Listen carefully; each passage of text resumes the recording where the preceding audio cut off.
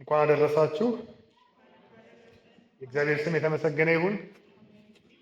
ጌታ ስለረዳን ለዚህ ቀን ስላበቃን እግዚአብሔር እጅግ አድርገን እናመሰግናለን።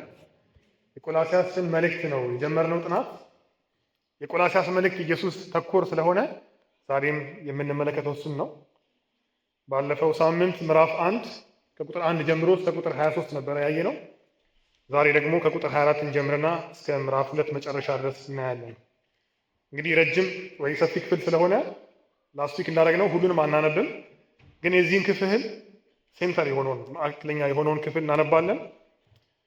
ከቁጥር 6 ጀምሮ እስከ 15 ያለውን ምዕራፍ 2 ከቁጥር 6 እስከ 15 ያለውን ለእግዚአብሔር ቃል ክብር ሁሌ እንደምናደርገው ተነስተን እናነባለን።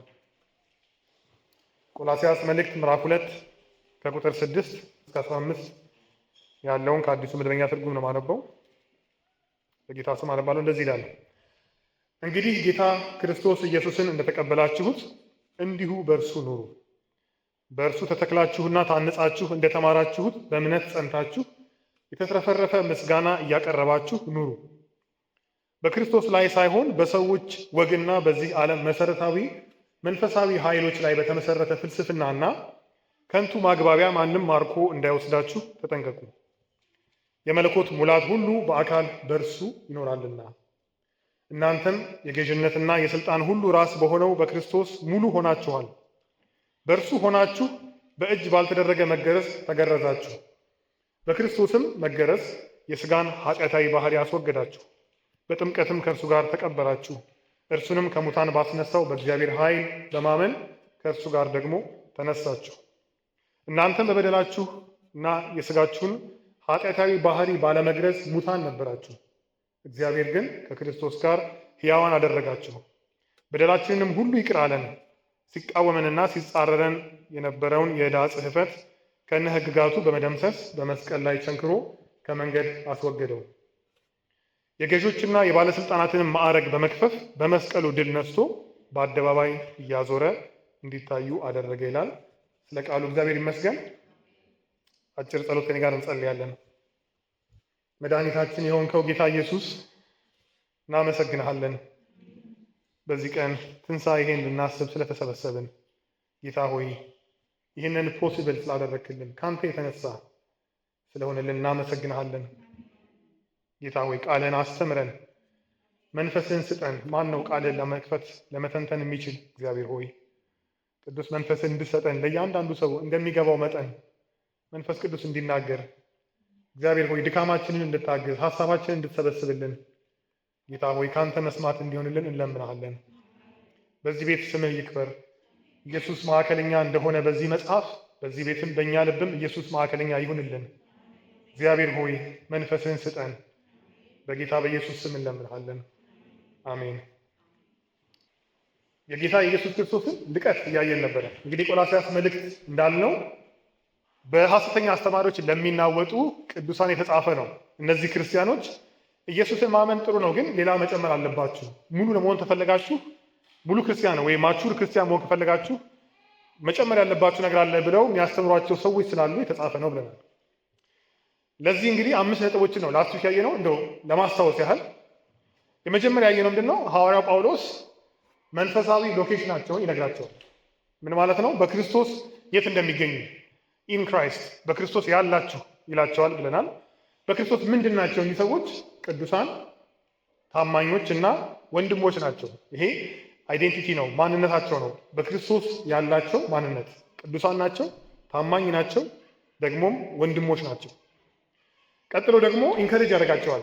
እግዚአብሔር ወንጌሉን ስለሰሙ በእነሱ ያደረገውን ስራ ያፈሩትን ፍሬ እያነሳ ስለ እናንተ እግዚአብሔር እናመሰግናለን እና የክርስቲያን ኮሚኒኬሽን የሚጀምረው ከኢንከሬጅመንት ነው ብለናል። መጀመሪያ ወደ መገሰጽ ወደ መምከር ሰው መሄድ ያለብን መጀመሪያ ሰዎችን ኢንከሬጅ ማድረግ፣ ከዚህ እንማራለን ብለናል። ሶስተኛ ምን ይመክራል? ምን ይጸልይላቸዋል? ኢንከሬጅ ካደረጋቸው በኋላ ደግሞ የሚጸልይላቸውን ይነግራቸዋል። ለእናንተ ምጸልየው ይላል ኢየሱስ ክርስቶስን ደስ እንድታሰኙና ለሱ ወርዚ የሆነ ፊት የሚያደርግ የተገባ ህይወት እንድትኖሩ ነው ምንጸልየው ይላቸዋል። አሁንም በጸሎታቸው ሴንተሩ ማለት ነው ኢየሱስ ነው። ለክርስቶስ የሚመጥን ህይወት ለሱ ፊት የሚያደርግ ህይወት እንድትኖሩ ነው ይላል። አራተኛ የክርስቶስን ልቀት ያሳያቸዋል። ምንም እንዳይፈተኑ ሌላ ነገር ያስፈልገን ይሆን ከኢየሱስ ውጭ ሌላ ነገር ምናልባት ቢጎለንስ ብለው እንዳያስቡ የኢየሱስን ልቀት ምዕራፍ 1 ከቁጥር 15 እስከ 20 ድረስ ያየነው ነው። እሱ በቀደመው ፍጥረትም በአዲሱ ፍጥረት ላይ ታላቅ ነው፣ ሉዓላዊ ነው የሚለውን አሳይቷቸዋል። ፈጣሪ ነው፣ ይህን ሁሉ የሰራ እሱ ነው። ደግሞም በአዲስ ሕይወት ጌታ ኢየሱስ ክርስቶስን በመቀበል ያገኘነውን አዲስ ፍጥረት እሱ ላይም ኢየሱስ ነው ሉዓላዊ የሚለውን የክርስቶስን ልቀት ያሳያቸዋል። መጨረሻ ላይ ከዚህ ጋር እያይዞ ጌታ ኢየሱስ ክርስቶስ ያስገኘላቸውን ይቅርታና ደህንነት ደግሞ ይነግራቸዋል። በክርስቶስ ይቅር ተባላችሁ፣ በክርስቶስ ደግሞ ሪዲምድ ሆናችሁ ተዋጃችሁ ብሎ ይናገራል። እንግዲህ አሁን ቀጥለን የምናየው ከዚህ ጋር የተያያዘ ሀሳብ ነው። ቁጥር 23 ላይ ነበር ያቆምነው። ከቁጥር 24 ጀምሮ ምንድን ነው የሚያደርገው ሐዋርያው? በእሱ አገልግሎት ውስጥ የክርስቶስን አሁንም ሴንተርነት የክርስቶስን ማዕከል ይነግራቸዋል። ሐዋርያው ጳውሎስ እግዚአብሔር ሲጠራው በጠራው በዚህ ጥሪ ውስጥ እንዴት ነው ክርስቶስ ማዕከል የሆነው የሚለውን ያሳያቸዋል። አንዴ ነው የምናየው። ሁለተኛ የምናየው ደግሞ የክርስቶስ ልቀት የክርስቶስ ታላቅነቱ ከስህተት ትምህርትና ከስህተት ልምምዶች ይጠብቃል። ይህን ያሳያቸዋል እንዴት እንደሚጠብቅ የክርስቶስ ልቀቱ ከስህተት ትምህርትና ከስህተት ልምምድ ይጠብቃል የሚለውን ያሳያቸዋል። መጀመሪያ የሐዋርያው ጳውሎስ አገልግሎትና ተጋድሎን የእሱን ፋይት ስትረግሉን ለቅዱሳን ያለውን ተጋድሎ በዛ ውስጥ ክርስቶስ እንዴት ሴንተር እንደሆነ የሚናገረውን ከቁጥር 24 እስከ 29 ያለው ነው። እንግዲህ ይህንን የሚናገረው ለቤተክርስቲያን ሁሉ ሐዋርያው ጳውሎስ ያለውን አገልግሎት እንዴት ይገልጸዋል? ቁጥር 25 ላይ የእግዚአብሔርን ቃል በሙላት እንዳቀርብላችሁ ከእግዚአብሔር በተሰጠኝ መጋቢነት የቤተክርስቲያን አገልጋይ ሆኛለሁ ይላል። ምንድነው የጳውሎስ ጆብ ዲስክሪፕሽን እንደማለት ነው። የጳውሎስ የአገልግሎቱ ጥሪው ዲስክሪፕሽን ምንድን ነው? ቁጥር 25 የእግዚአብሔርን ቃል በሙላት እንዳቀርብ ከእግዚአብሔር በተሰጠኝ መጋቢነት። ምንድን ነኝ? መጋቢ ነኝ። ልክ ቤት ውስጥ እንግዲህ በእኛ ዘመን የለም፣ በእነሱ ጊዜ ምን ያስተዋለ በጣም ንጉሥ ወይ የከበረ ሀብታም ከሆነ የሆነ ሰው ይቀጥራል እና ያ ሰውዬ ነው ሪስፖንስብል ለቤት ሰራተኞቹ፣ ለጠባቂዎቹ፣ ለሁሉም ምግብ ምናምን በጊዜው ይሰጣል። መጋቢ ይባላል። በአማርኛ በእንግሊዝኛ ፓስተር የምንለው ማለት ነው። ስለዚህ ልክ በእግዚአብሔር ቤት ውስጥ እኔ መጋቢ ነኝ ነው ጳውሎስ የሚለው። በቃ እግዚአብሔር የጠራኝ የእግዚአብሔርን ቃል ልመግብ ሰው ነኝ። ስመግብ ደግሞ እንዴት ነው? በሙላት ነው። እና ይሄ ነው ጥሪ ይላል። ምን ማለት ነው በሙላት መስበክ? የእግዚአብሔርን ቃል መስበክ። እሺ እንግዲህ እኔ እንደማደርገው እንደዚሁ በዚህ ፑልፒት ላይ እንደምናየው የእግዚአብሔር ቃል እንሰብካለን። ግን የእግዚአብሔር ቃል በሙላት መስበክ ይሄ ነው ጥሪ ይላል። ይሄ ነው የምናየው። እንግዲህ በተለይ ከዚህ ጊዜ ጀምሮ ሙላት ምትሏን ቃል ስጠቅሳት ለማስታወስ ሞክሩ። በጣም የሚደጋገም ቃል ስለሆነ ማለት ነው።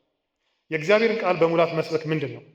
ቁጥር 26 እና 27 ላይ ያስረዳል ምን ማለት እንደሆነ። ይህም ይልና የእግዚአብሔር ቃል ማለት ነው። ይህም ቃል የእግዚአብሔር ቃል ከዘመናትና ከትውልዶች ተሰውሮ ምስጢር ሆኖ ቆይቶ ነበረ። አሁን ጳውሎስ የሚሰብከው ይሄ ቃል ምስጢር ነበረ ፎር ኤጅስ ለዘመናት። አሁን ግን ለቅዱሳኑ ተገልጧል። ለእነርሱም እግዚአብሔር የዚህ ምስጢር ክብር ባለጠግነት በአሕዛብ መካከል ምን ያህል እንደሆነ ለማሳወቅ መረጠ።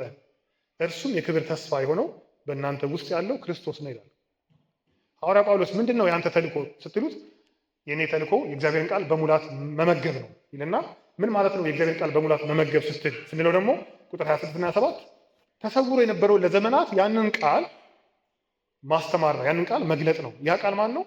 ምስጢር የሆነው ክርስቶስ ነው። እሱ የክብር ተስፋ ነው ይላል። ስለዚህ የእግዚአብሔርን ቃል በሙላት መስበክ ማለት ከጥንት ተሰውሮ የነበረው ምስጢር መግለጥ ማለት ነው። ስለዚህ ያንን ሳደርግ ነው የኔ ተልእኮ ሙሉ የሚሆነው ይላል። ለምን ምስጢር ተባለ? ምስጢር ለምን ተባለ? ክርስቶስ እዚህ ጋር ኢየሱስን ነው ምስጢር የሚለውና በዘመናት የተሰወረ ምስጢር ለምንድን ነው ኢየሱስ ምስጢር የተባለው?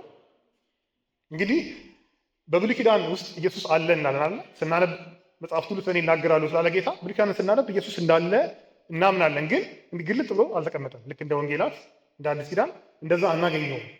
ስለዚህ ምን ነበር ኢየሱስ? በብሉይ ኪዳን ምስጢር ነበረ።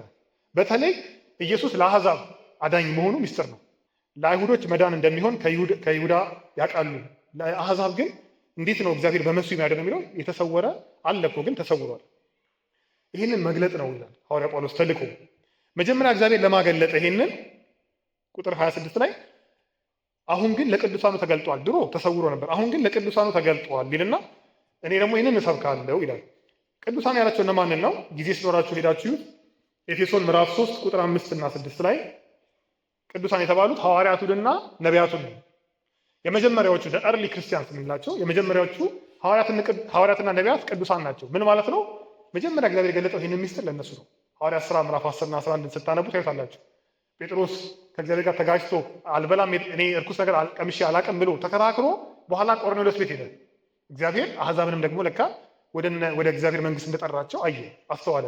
ሄዶ ለማን ሪፖርት አደረገ? ለኢየሩሳሌም ቤተክርስቲያን እና እኛ ጅዎች ብቻ አለንም አይሁዶች ብቻ አለንም አሕዛቦችንም እግዚአብሔር ጠርቷል በክርስቶስ ብሎ ሪፖርት አደረገ። ከዛ በኋላ የኢየሩሳሌም ቤተክርስቲያን ምን አለች?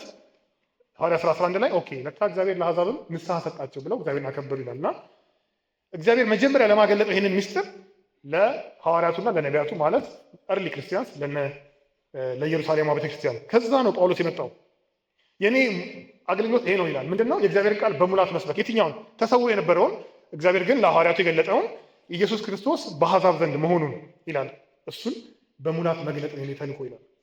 ይሄ መልካም ዜና ነው አይደለ? አሕዛቦች ነበርን፣ ለተወሰነ ጊዜ ከእግዚአብሔር መንግስት የራቅን ነበርን፣ የራሳችን ህይወት ነበረን።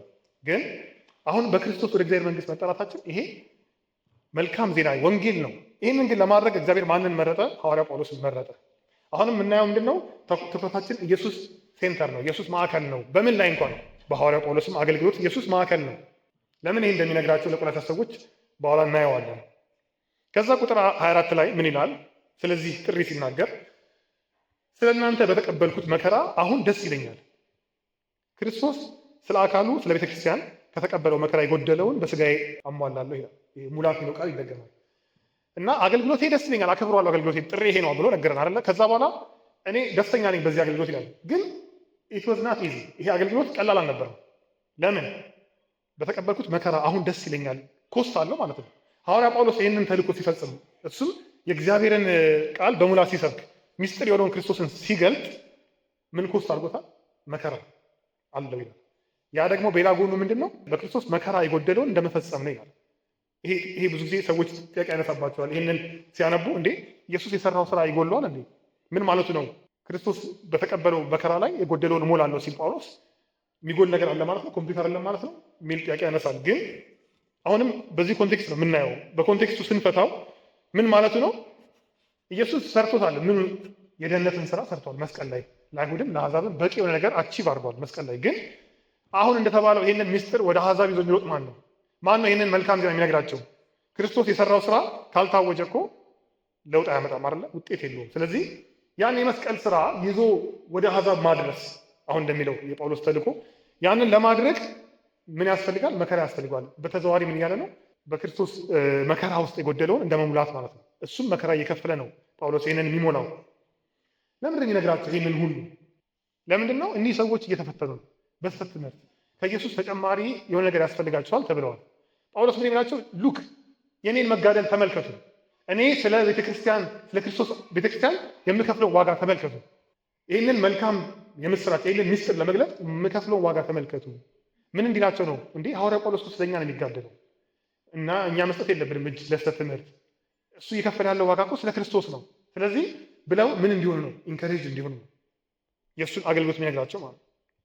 በእኔም አገልግሎት ክርስቶስ ማዕከል ነው፣ ለእናንተ የምከፍለው ዋጋ ይሄ ነው እያለ ይነግራቸዋል። ስብከታችን ይልና ሲያጠቃልለው ቁጥር 28 ላይ የእኛ አገልግሎት እኔ ብቻ አይደለም ይልና ከኔ ጋር ያሉት ሁሉ አገልጋዮች ስብከታችን ምንድን ነው? እኛም ይልና እያንዳንዱን ሰው በክርስቶስ ፍጹም አድርገን ማቅረብ እንችል ዘንድ ይሄ ነው ኦብጀክቲቫችን። ሰውን ሁሉ በጥበብ ሁሉ እየመከርንና እያስተማርን እርሱን እንሰብካለን። ይገርማል። አማርኛው ሲጨርስ እሱን እንሰብካለን ይላል። ግሪክ ሲጀምር የምንሰብከው እሱን ነው ብሎ የሚጀምረው እና ምንድነው ፖይንቱ? እኔ ብቻ አይደለም ከኔ ጋር የሚያገለግሉ ሁሉ አገልጋዮች ስብከታችን አንድ ነው። እሱን ነው የምንሰብከው ነው። ሌላ ነገር አንሰብክም። ምን ለማድረግ? ፖይንቱም አሁንም ምንድነው? ሰውን ሁሉ ፍጹም ለማድረግ፣ ሰውን ሁሉ ኮምፕሊት ለማድረግ። እንግዲህ ምንድነው ሌላኛው ትምህርት የሚያስተምራቸው? ኦኬ ኢየሱስ አምናቸዋል። ዩ ዋንት ቱ ቢ ኮምፕሊት ፐርፌክት መሆን ትፈልጋላችሁ፣ ሙሉ መሆን ደን ብለው የሚነግሯቸው ነገር ስላለ የእኛም ተልእኮ እኮ ይሄን ነው። ሰውን ሁሉ ፍጹም ማድረግ ነው። ሰውን ኮምፕሊት ማድረግ ነው የምናስበው። ግን ይህንን ለማድረግ እኮ ሌላ ነገር አናስተምርም። የምንሰብከው ኢየሱስን ነው። ሌላ ነገር አንሰብክም። እሱም ደግሞ ሰውን ሁሉ ነው። የሆነ ግሩፖች አይደለም፣ ሁሉም ሰው ይመለከተዋል። በጥበብ እየመከርንና እያስተማርን ተግሳጽ ሲያስፈልግ እየገሰጽን ደግሞ እያስተማርን የምንሰብከው ኢየሱስን ነው። ከክርስቶስ ውጭ ሌላ ስብከት የለም ይላቸው። ብጋደደውም ለዚህ ነው የምሰብከው ሚስጥር የሆነውን ኢየሱስን ነው።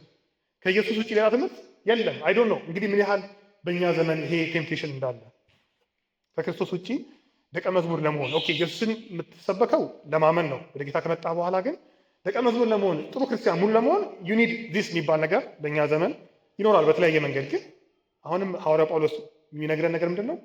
አሁንም መሰበክ ያለባቸው ማን ነው? ክርስቶስን ነው። የሚጽፍላቸው ክርስቲያኖች ናቸው እነዚህ ሰዎች።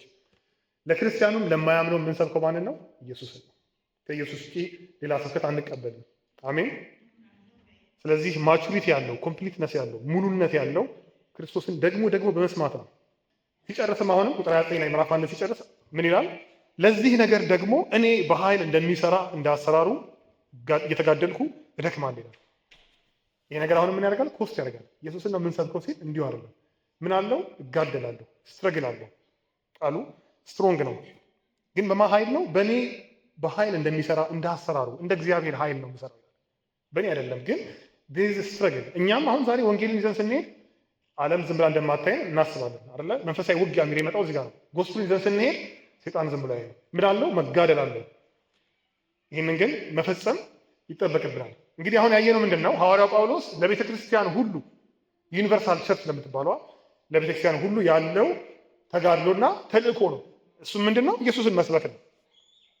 ይህንን ከነገራቸው በኋላ ደግሞ ስፔሲፊካሊ ስለ እናንተ ይላቸዋል ለቆላስይስ ሰዎች።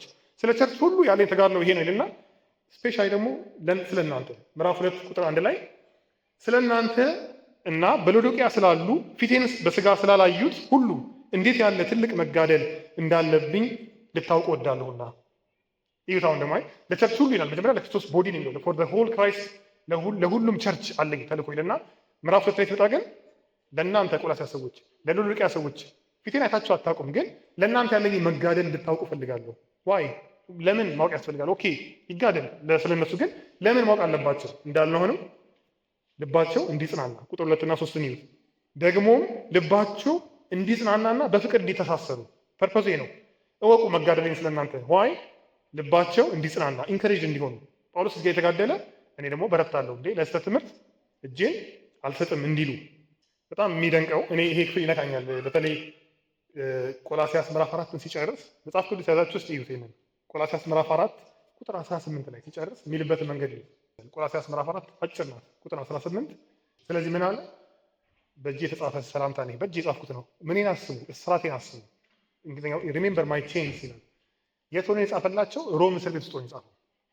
እንደዚህ በክርስቶስ የሚደነቀው እንደዚህ በክርስቶስ የሚገረመው እስር ቤት ለዛውም ቼንስ፣ እጃቸውና እግራቸው ድሮ በቼን ነው የሚሆነው። ኢን ቼንስ እና ሪሜምበር ማይ ቼንስ ይላል።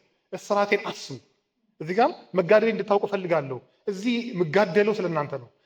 ቼን ውስጥ የለበሱት ስለእናንተ ነው። ስለ ክርስቶስ ሚስጥር ለመግብ ስል ነው ይሄ ሁሉ ተጋድሎ የደረሰብኝ እና ፊቴን እንኳን አታውቁኝም እንዳልነው ሐዋርያ ጳውሎስ አለ የመሰረታት ቆላስይስ ቤተክርስቲያን ግን ለእናንተ የምጋደለው ስፔሲፊካሊ አመጣው ለእናንተ ናት ኦንሊ ለሆል ቸርች ሳይሆን ለእናንተ እና በርቱ ነው ዓላማው። ልባቸው እንዲጽናናና በፍቅር እንዲተሳሰሩ ቅዱሳን ዲስኢንትግሬት እንዳያደርጉ ቅዱሳን በፍቅር አንድ እንዲሆኑ ይልና ደግሞ መጨረሻ ደግሞ ሌላኛው ነጥብ ለምንድን ነው እንዲያውቁ የፈለገው መጋደሉ? ፍጹም የሆነውን የመረዳት ብልጽግና አግኝተው የእግዚአብሔር ሚስጥር የሆነውን ክርስቶስን እንዲያውቁ እተጋለሁ ይላል፣ ወይ ደግሞ እጋደላለሁ ይላል። ምንድን ነው ፍጹም የሆነ የመረዳት ብልጽግና? አሁንም ለትምህርቱ ለስህተት ትምህርቱ መልስ የሰጠ ነው። ፍጹም የሆነ የመረዳት ብልጽግና አግኝተው የእግዚአብሔር ሚስጥር የሆነውን ክርስቶስን እንዲያውቁ። እነማ? ሎዶቅያና ቆላስይስ ቅዱሳን ናቸው። ኦልሬዲ ስለ እነሱ እግዚአብሔርን አመስግነው ምዕራፍ 1 ላይ እግዚአብሔርን ያውቃሉ፣ ግን ይህንን እንዲያውቁ ፍጹም የሆነ የመረዳት ብልጽግና ይላል። የእውቀት ብልጽግና የእግዚአብሔር ሚስጥር የሆነው ክርስቶስን እንዲያውቁ እጋደላለሁ። ይሄ ነው የኔ ተጋድሎ። ስለዚህ በእኔ ተልእኮ በእኔ ተጋድሎ ማን ነው ማዕከሉ? ኢየሱስ ነው።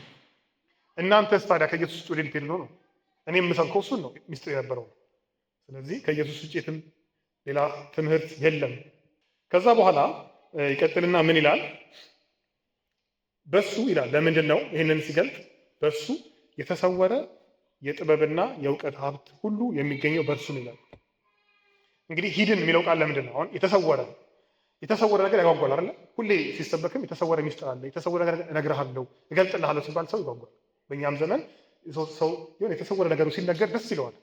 እነዛም ሰዎች ቢሰብኳቸው የተሰወረ ነገር አለ፣ ሂድን ነገር እንደውም ወደታች ኖርድና የሆነ ስለ ቪዥን ያወሯቸዋል፣ ቪዥን ስለማየት ምናምን እና አትራክት ያደርጓቸዋል። ግን ምን አለ ጳውሎስ? የተሰወረ የጥበብና የእውቀት ሀብት ትሬዠር ማለት ነው ሁሉ የሚገኘው በእርሱ ነው። በቃ ሌላ ነገር የለም። ኦል ዊዝደም የምትሉት ኦል ኖሌጅ የምትሉት እንዳለ እውቀትና ጥበብ በሙሉ ትሬዠር የሆነው ኢየሱስ ውስጥ ነው፣ ግን ተሰውሯል። ለምንድን ነው? አንድ ነገር ሲሰወር ምንድን ነው? ፕሬሸስ ነው አይደለ? ፕሬሸስ ነገር በጣም ውድ የሆነ ነገር፣ የከበረ ነገር መንገድ ላይ አናገኘውም። ሌላ ደግሞ የተጠበቀ ነው፣ ማንም ሄዶ አክሰስ አያደርገውም። ሂድን ነው፣ የተሰወረ ነው። ስለዚህ በኢየሱስ ውስጥ ምን አለ? የእውቀትና የጥበብ ሁሉ መዝገብ አለ። ይሄ ነገር በጣም የከበረ ነው፣ ደግሞ ማንም ማያገኘው ነው። ስለዚህ አሁንም እውቀትና ጥበብ ፍለጋ ከኢየሱስ አትውጡ ነው። ስቲል ኢየሱስ ውስጥ ሁሉ ነገር አለላችሁ እያለ ሲመክራቸው እናያለን። ይህን ሁሉ ለምን ለሚነግራቸው? አሁን እኔ እንግዲህ እስካሁን ስላቸው የነበረው ምንድን ነው? የስተት ትምህርት አለ፣ እዚህ ጋር የሚሰብኳቸው ሰዎች አሉ ያልኩ ነው። ራሱ ግን አሁን እዚህ ጋር አስቀምጠዋል። ቁጥር 4 ላይ ማንም ንግግር በማሳመር እንዳያታላችሁ ይህን እነግራችኋለሁ። ስለዚህ ምንድን ነው? ማንም ንግግር እያሳመረ አይደለ? ፐርስዌድ እንዳያደርጋችሁ ይህንን እላችኋለሁ። ይህንን ነግራችሁ እንዳትታለሉ ነው ይላል። እንግዲህ በእኛ ዘመንም እናንተ ራሳችሁ አስቡት እስቲ። ከክርስቶስ ውጪ ብትሰሙ ይህንን ይጠቅማችኋል፣ ታድጋላችሁ፣ ሙሉ ትሆናላችሁ፣ ሚስጥር እዚህ ጋር አለ ምናምን የሚል ነገር ራሳችሁ እዩት። በተለያየ መንገድ ይመጣል እኛ ጋር ቴምፕቴሽን፣ እንደነ ቆላስይስ ሰዎች ባይሆንም መልኩን ቀይሮ ይመጣል። ግን በመንፈሳዊ ዓለም ካልኩሌሽን ኢየሱስ ላይ መጨመር ማለት መቀነስ ነው። እንደ ኖርማል አይደለም። ኖርማል ነገር ላይ ብትጨምሩ ይጨምራል። ኢየሱስ ላይ መጨመር ግን በመንፈሳዊ ዓለም ምን ማለት ነው? መቀነስ ነው፣ ክርስቶስን ማጣት ነው። ስለዚህ ይህንን ነው የሚነግራችሁ። አሁን ሁለት ሀሳቦችን የምናየው ከዚህ ጋር የሐዋርያው ጳውሎስን አገልግሎት አየን፣ የክርስቶስን ማዕከልነት አየን በሱ ውስጥ። አሁን ደግሞ የክርስቶስ ልቀቱ ከሐሰት አስተምሮና ከሐሰት ልምምድ እንዴት ይጠብቃል የሚለው ነው የምናየው። እስካሁን ድረስ ሐዋርያው ጳውሎስ አድርጉ ያላቸው ነገር የለም። ይነግራቸዋል፣ ስለ ክርስቶስ ይነግራቸዋል። ግን እንዲህ አድርጉ የሚል ነገር ትእዛዝ የመጀመሪያው የሚሰጣቸው ቁጥር 6 ምዕራፍ 2 ቁጥር 6 ላይ ነው። የመጀመሪያው ኮማንድ ኢንስትራክሽን ያለው ማለት ምን ይላል? እንግዲህ ጌታ ኢየሱስ ክርስቶስን እንደተቀበላችሁት እንዲሁ በእርሱ ኑሩ ይላል። የድሮ አማርኛው 1954 ምን ይላል? በእርሱ ተመላለሱ፣ ዎክ ኢን ሂም ይላል። እና ዎክ ኢን ሂም ተመላለሱ በኢየሱስ ውስጥ ግራ ያጋባል። ምክንያቱም ኢየሱስ ፐርሰን ነው። እንዴት ነው በክርስቶስ ውስጥ የምመላለሰው አይደል? እንዴት ነው በሱ ውስጥ ዎክ የማደርገው ብለው ሲጠይቁት በታሳቢነት ምን ይላል? በክርስቶስ መመላለስ ማለት አንድ ጌታ ኢየሱስ ክርስቶስን እንደተቀበላችሁት አይደል? በእርሱ ኑሩ። ጌታን እንደተቀበላችሁት። እንዴት ነው የተቀበልነው? ኢየሱስን የምንመላለሰው እንዴት ነው? በኢየሱስ መመላለስ እንዴት ነው ብለን ስንጠይቅ መልሱ እንደተቀበላችሁት በእርሱ ኑሩ፣ እንደተሰበከላችሁ ማለት ነው። መቀበል የሚለው ቃል ወግን ያሳያል። ትራዲሽን ነው። በተለይ አማርኛው ላይ ስውር ይላል። ግን መቀበል የሚለው ጀስት እኛ እንደምንለው ጌታን ተቀበል እንደምንለው ሳይሆን ጌታ ኢየሱስ ክርስቶስ ሲሰበክ ሲተላለፍ ከሐዋርያት ሲተላለፍ የመጣው መልእክት አለ። ይሄ የጠራው ወንጌል የምንለው እሱ እንደተቀበላችሁት በዛ ወክ አድርጉ፣ በዛ ውስጥ ተመላለሱ። ልክ እንደ ስፊር ነው የሚያስቀምጠው እንደሆነ ክብ ቦታ፣ ከዛ አትውጡ፣ በዛ ባውንደሪ ውስጥ ተመላለሱ። ያ ማን ነው? ኢየሱስ ነው። ያ ሰርፌስ ስለ ወግ ይናገራል ጳውሎስ። ወግ አለ፣ የክርስቲያን ወግም አለው። እኛ ከሐዋርያት የተቀበልነው የክርስቲያን አስተምሮና እውነተኛ ወግ አለ። ከጊዜ አንጻር አልነካውም። አንደኛ ቆሮንቶስ 11 ስታነቡ ሁለት ጊዜ ይጠቅሳል ስለ ወግ። አንደኛ ስለ አምልኮ፣ በጌታ ቤት እንዴት ነው ወርሺፕ፣ ምን ይመስላል፣ ትራዲሽን አለን ወይ፣ ሃው ዱ ዊ ወርሺፕ፣ ጌታ እንዴት ነው የምናመልከው ለሚለው ወግ ይነግራቸዋል፣ የክርስቲያን ወግ። ሁለተኛ ደግሞ ስለ ጌታ እራት፣ የኢየሱስን እራት ሲወስዱ እንዴት ይውሰዱ ለሚለውም ደግሞ አሁንም ወግ ይነግራቸዋል። ስለዚህ ጌታን እንደተቀበላችሁት እንደተሰበከላችሁ በእርሱ ኑሩ። አንደኛው በኢየሱስ እንዴት ነው የምንመላለሰው? እንደተሰበከልን፣ የጠራ ወንጌል ተሰብኮልን ከሆነ እንደዛው እንመላለሳለን። ሁለተኛ ጳውሎስ እንዴት ነው በክርስቶስ ብንመላለሰው? በኢየሱስ ኑሩ ወይ ተመላለሱ ብለህናል። ምን ይላል? ቁጥር 7 ላይ በእርሱ ተተክላችሁና ታንጻችሁ። በኢየሱስ ተተክለንና ታንጸን ምን ማለት ነው? ልክ እንደዛ ተተክላችሁ ስር ሰዳችሁ ይላል የድሮ ትርጉም። እንደ ቢልዲንግ ደግሞ ታንጻችሁ ወደ ላይ። ስለዚህ በኢየሱስ መመላለስ ማለት በሌላ ቋንቋ ምን ማለት ነው? በእሱ ስር መስደድ ማለት ነው። በቃ ሩታችሁ ጠንካራ ይሆን አይደለ? ዛፍ ስሩ በረዘመ ቁጥር የመውደቅ አቅሙ ይቀንሳል። ስለዚህ በኢየሱስ ስራችሁ እየሰደደ ሄዱ። በእሱ ተተከሉ፣ እንደ ዛፍ ደግሞ እንደ ህንፃ ኮንቲኒየስሊ በኢየሱስ ላይ ቢውልድ አድርጉ፣ ታነጹ ይላቸዋል። ምን ማለት ነው? አይለቅ፣ አይቁም፣ እድገታችሁ ይቀጥል በክርስቶስ ውስጥ። ሌላውስ በኢየሱስ መመላለስ ምን ማለት ነው? እንደተማራችሁት በእምነት ጸንታችሁ ይላል። አሁንም ይደግመዋል ሀሳቡን። እንደተማራችሁት በእምነት ጸንታችሁ፣ በሌላ ትምህርት ሳትወሰዱ፣ የመጨረሻው የተትረፈረፈ ምስጋና እያቀረባችሁ ኑሩ ይላል። ይህ ሁሉ በኢየሱስ መመላለስ ምን ማለት ነው የሚለው ነው የሚያስረዳው። በኢየሱስ መመላለስ የመጨረሻው ምንድን ነው? የተትረፈረፈ ምስጋና እያቀረባችሁ ኑሩ። ለስህተት ትምህርት መፍትሄው ምንድን ነው? ምስጋና ነው። ለምንድን ነው የስህተት ትምህርት ሲመጣ ምን ጎልሃል ብሎ ይመጣው አይደለም? ኖ ኢን ክራይስት፣ በክርስቶስ ሁሉ ነገር አለኝ። ስለዚህ እግዚአብሔርን አመሰግናለሁ ስንል አንደኛው የስህተት ትምህርት የምናረክስበት መንገድ ምንድን ነው? ምስጋና። ለዛ ነው በምስጋና እየተተፈረፋችሁ ኑሩ ይላል። ይሄ ነው በክርስቶስ ወክ ማድረግ ማለት፣ በኢየሱስ መመላለስ ማለት። ለማስታወስ ያህል ደግሜ ላንብላችሁ። አንድ ጌታ እንደተቀበልነው በእሱ መኖር እንደተሰበከልን፣ ሁለተኛ በክርስቶስ ስር ሰዶ እና መታነጽ፣ ሶስተኛ እንደተማርነው በእምነት መጽናት፣ አራተኛ በምስጋና መትረፍረፍ። ይህ ሁሉ የሚያሳየን ከኢየሱስ ውጭ ሌላ ነገር የለም። ሁሉ ነገር ስለ ክርስቶስ ነው። ጳውሎስ መልሶ የሚወስዳቸው ወደ ኢየሱስ ነው። ስለ የሰው ትምህርት ይነግራቸዋል። አሁን የሚያስቸግራቸውን የትምህርት አይነት ያነሳና እሱን ይቃወማል። ቁጥር 8 ላይ ምን ይላል? በክርስቶስ ላይ ሳይሆን በሰው ወግና በዚህ ዓለም መሰረታዊ መንፈሳዊ ኃይሎች ላይ በተመሰረተ ፍልስፍናና ከንቱ ማግባቢያ ማንም ማርኮ እንዳይወስዳችሁ ተጠንቀቁ። አንደኛው በክርስቶስ ወክ አድርጉ ነው፣ ተመላለሱ ነው። ትእዛዙ አዟቸው ያቅም ብለናል። ሲያዛቸው የጀመረውን ብሎ ነው፣ በክርስቶስ ተመላለሱ። ሁለተኛ ያዛቸው ነገር ምንድን ነው? ከሰው አስተምሮና ፍልስፍና ተጠበቁ። ዋች አውት ነው የሚለው፣ ተጠንቀቁ። ምንድነው ይሄ? እንደ ክርስቶስ ሳይሆን ናት አኮርዲንግ ቱ ክራይስት፣ እንደ ክርስቶስ ሳይሆን እንደምን? እንደ ሰው ወግና የሰው ትራዲሽን እና ደግሞ ይሄ ኤሌመንታል የሚባሉ ፋንዳሜንታል የሚባሉ ነገሮች ፍልስፍና ይለዋል። የሰው ፍልስፍና ከንቱ ማግባቢያ የሆነ ባዶ የሆነ ዲሴፕሽን ነው። ያግባባል፣ ፐርሱዌድ ያደርጋል፣ ግን ኤምፕቲ ነው። ማንም ምን እንዳይላችሁ ማርኩ እንዳይወስዳችሁ ተጠንቀቁ። ስለዚህ ምን ያደርጋል? የሰው ትምህርት ይማርካል። የተማረከ ሰው መውጣት ይችላል እንደፈለገ። ከተማረከ በኋላ አይችልም። አንዴ የተማረከ ሰው በቃ ለዛ ለማረከው ተገዥ ነው። ስለዚህ ምንድን ነው የሚላቸው? ጌታ ከየት እንዳወጣችሁ አስቡ። ምዕራፍ 1 ቁጥር 13 ላይ ምንድን ያየ ነው? እሱ ከጨለማ ስልጣን አዳነን፣ ወደ ፍቅሩ ልጅ መንግስት አፈለሰን ብለናል። አሁን ደግሞ ከተማረክንስ እንደዛ እንዳይሆን ተጠንቀቁ ይላል። በሰው ትምህርት እንዳትያዙ። አሁንም ጥያቄ አለ። ሐዋርያ ጳውሎስ ለምንድን ነው ተጠንቀቁ የምትለን? ከሰው አስተምሮና ከሰው ፍልስፍና ለምንድን ነው? ከኢየሱስ ውጭ ነገር ብንሰማ ምን ችግር አለው ለሚለው አሁንም መልስ ሰጣል። አንደኛ ከሰው ትምህርት ለምንድን ነው ተጠበቁ የሚለው? ቁጥር 9 ላይ የመለኮት ሙላት ሁሉ በእርሱ ይኖራልና። አሁንም ምን የሚል ቃል መጣ? ሙላት። በክርስቶስ የመለኮት ሙላት ሁሉ ይኖራል፣ እንደውም ያድራል ነው የሚለው። ሊትራሊ ድዌል ያደርጋል። ለምን? ምን ማለት ነው? የመለኮት ሙላት ማለት እግዚአብሔርነቱ በሙሉ እግዚአብሔር በሙላት ባህሪው በሙሉ በማን ውስጥ ያድራል? በኢየሱስ ውስጥ ያድራል። ለዛውም በአካል ውስጥ በሰውነት ውስጥ ያድራል። ለዛ ነው ወደ ስህተት ትምህርት አትሂዱ ብላችሁ ነው። ሉክ ኢየሱስን ይዩት። የመለኮት ሙላት ሁሉ እግዚአብሔር የምትሉት ካራክተር እግዚአብሔር የሚያስብለው አትሪቢዩቱ በሙሉ አንድ ላይ በማ ውስጥ ያድራል? በኢየሱስ ውስጥ ያድራል። ዋይ ዱ ዩ ጎ ሰምዌር ነው ጥያቄ። ግን ኢየሱስ ብቻ ማድረው አይደለም። ከዛ ይቀጥልና ቁጥር 10 ላይ እናንተም ይላል የገዥነትና የስልጣን ሁሉ ራስ በሆነው በክርስቶስ ሙሉ ሆናቸዋል። ኢማጂን እግዚአብሔር የሚያስብለው ነገር በሙሉ ተጠራቅሞ ክርስቶስ ውስጥ ያድራል።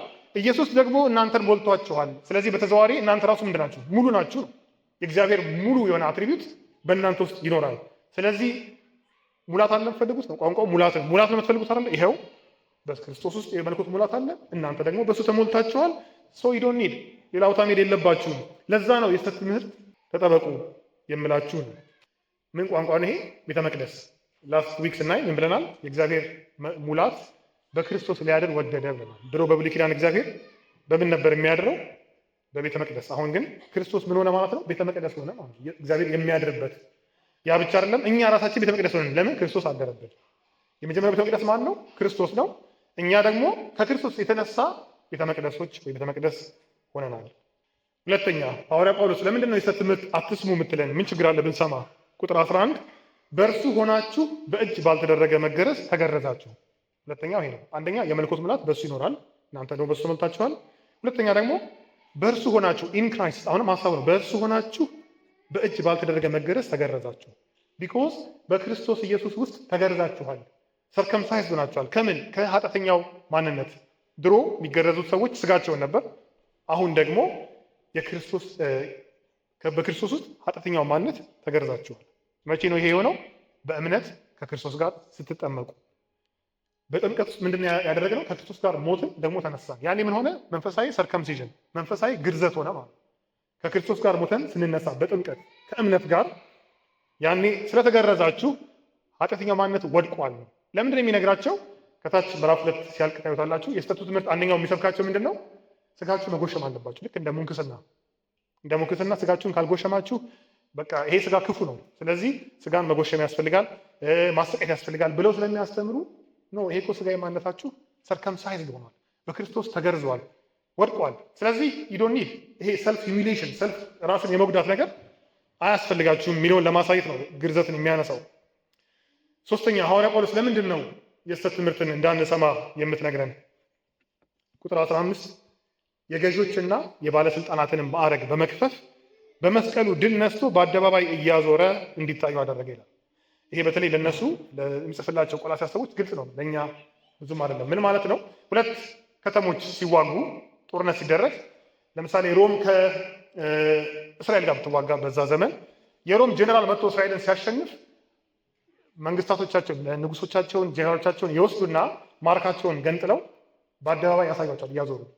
ሼም ነው፣ አዋረናቸው፣ ገዛናቸው የሚለው ለማሳየት የእነሱን ባለስልጣናት ገፈው ስልጣናቸውን በአደባባይ እያዞሩ ያሳዩቸዋል። እሱ ምን አለ? ክርስቶስ በመስቀል ሲሞት ምንድን ያደረገው?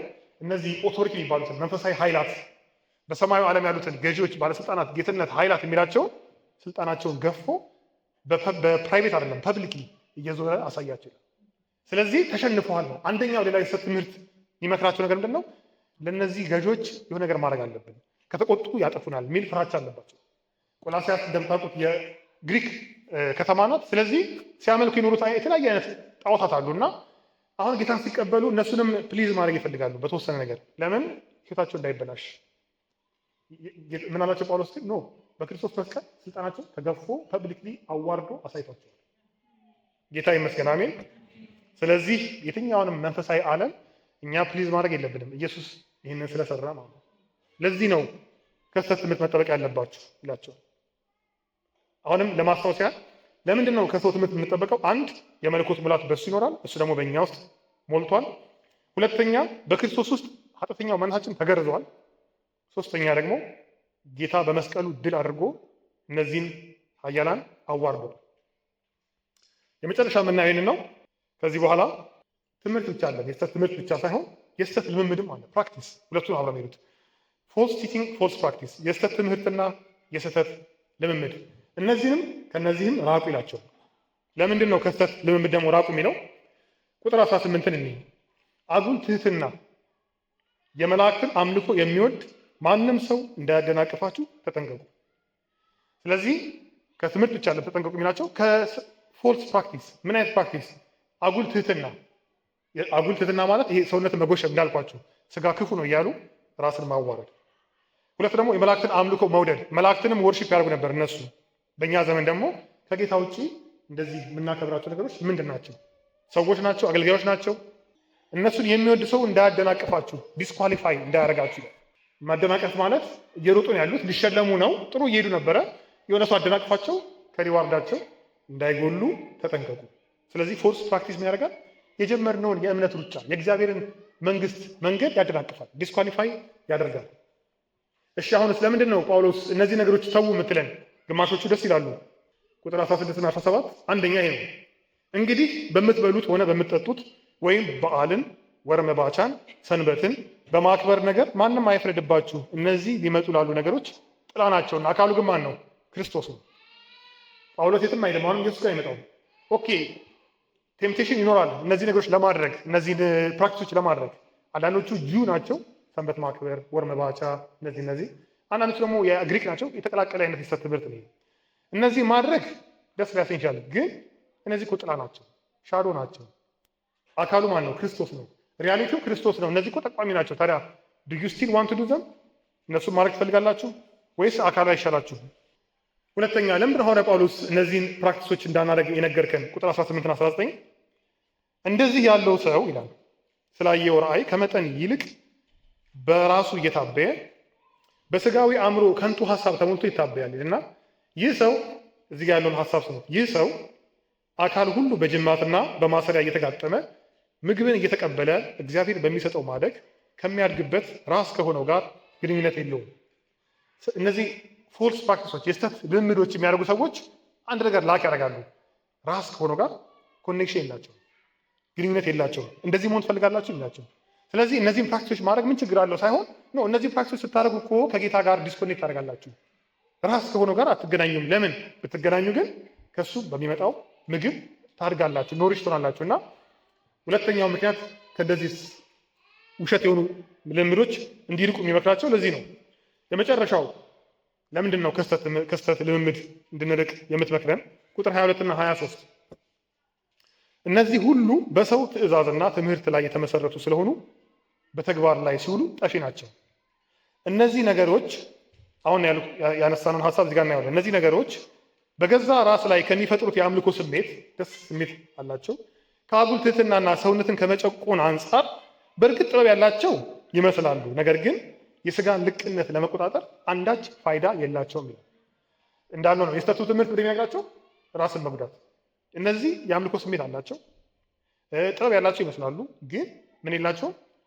ስጋ ልቅ እንዳይሆን የመቆጣጠር አቅም የላቸው። ያለ ፐርፐዙ ሰው እኮ ራሱን የሚጎዳው በቃ ስጋ ያስቸግረኛል ኃጢአት እየሰራና እሱን ሪስትሬን ለማድረግ ነው። ግን አሁን ጳውሎስ ምን አለ? ይመስላል እንጂ ይደዝንት የላቸውም። ሰብስታንስ ብታደርጓቸው አይጠቅሟቸውም። የስጋን ኢምፐልስ ይሄ የተሳሳተውን ስሜት አያጠፋላችሁም። ፋይዳ የላቸውም። እውነተኛ ፋይዳ ያለው ከጌታ ጋር ኮኔክት ስታደርጉ። እኛ ጋርም አሉ አንዳንዴ እንድንቀደስ ብለን ወይ ኃጢአት ሲያስቸግረን በቃ ይሄን የምንቆርጠው በዚህ ነው ብለን የምንሞክራቸው የተለያዩ ፕራክቲሶች አሉ። ከእግዚአብሔር ቃልም ሰዎች የሚነግሩን እኛም የሚመስልን ነገር የምንሰማቸው ነገሮች ይኖራሉ። ግን እነዛ ሁሉ ይመስላሉ እንጂ ሰብስታንስ የላቸውም። ዋናው ሰብስታንስ ያለው ክርስቶስ ነው፣ ክርስቶስ ጋር ነው ይላቸዋል። ስለዚህ የክርስቶስን ልቀት አሁን በምን ውስጥ አየን? በሐዋርያው ራሱ አገልግሎት ውስጥ እና ተጋድሎ ውስጥ ኢየሱስ ምን ያህል ማዕከል እንደሆነ አየን።